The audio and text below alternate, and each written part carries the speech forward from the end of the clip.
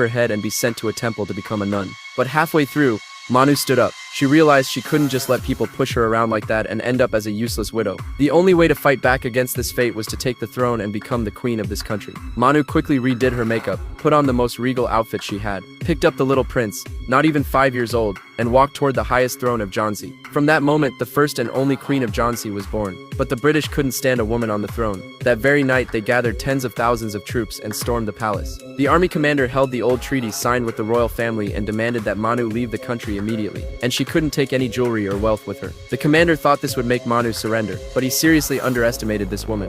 ये राजमहल, ये सिंहासन मुझे रानी नहीं बनाते हैं। झांसी के लोगों का प्यार, उनका विश्वास।